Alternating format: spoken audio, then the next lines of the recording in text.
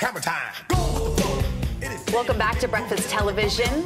Welcome, Thor. Time to drop some hammers. Yeah, two big movies. We're going to start with Detroit from Oscar-winning director Kathryn Bigelow, behind such great movies like The Hurt Locker, Zero Dark 30. And Detroit, this is based on true events. It was a hellish summer in Detroit in July of 1967. There were race riots, and there was a Algiers motel incident which involved the death of 3 African Americans. So this movie puts you right in the middle of the couple of days where one of the worst race riots in U.S. history ensued. And this is full of intense acting and a real gripping drama. Let's take a look.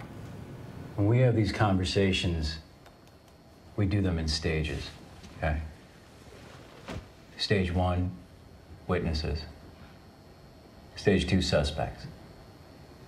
What stage are we in? You don't know what stage we're in? No, could you specify for me? Yeah, we're in stage 2. You're a suspect. And the thing is, John Boyega's character is actually a security guard. He was just trying to break things up, and he gets hauled in there and interrogated.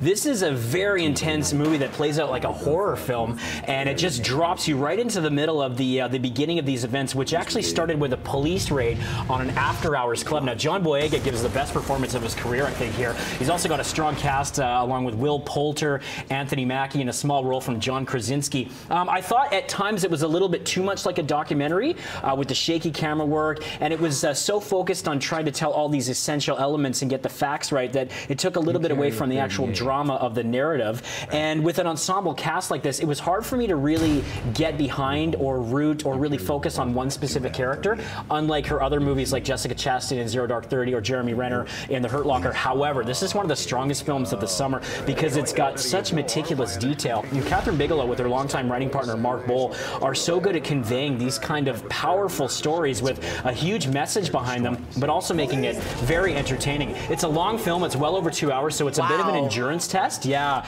and because it deals with these essentially real-life horror elements, it is a tough watch to see how it all unfolds. And these scenes like this are just racked with tension. And does it stay with you? Did you go to bed that night and it was still on you? It was powerful, not only in its execution, but the eerie parallels to some of the sentiment that are still present with race relations in the States. I mean, I think it's a very timely movie, even though this stuff all happened in 1967. There's a lot of unfortunate shades of people's attitudes and beliefs, and captured brilliantly here. This is going to be remembered at Oscar time. I had a couple of minor quibbles. Other than that, Detroit is a searing, searing must-see drama. How many hammers, Thor? I'm going to go 4 out of 5 for this one. Wow. Yeah. Really enjoyed it. Kathryn Bigelow is such a talent. Wow, she likes the dark stories, though. Yeah, hey? She really does go down pretty there. real life stuff. Okay, so 2 movies this Friday. The wait is over for Stephen King's fans as the Dark Tower movie, after a decade of production problems and different directors and casting changes. I read all of these books last summer. They're fresh in my mind. It is a story about a gunslinger played by Idris Elba. He teams up with a young boy to take down a sorcerer played by Matthew McConaughey. There's portals, there's alternate dimensions, there's sort of a post-apocalyptic vibe. Here's what I'll say. I'm a big fan of the books. It is merely serviceable and passable entertainment. It's not the debacle that a lot of people are saying, in my mind anyway.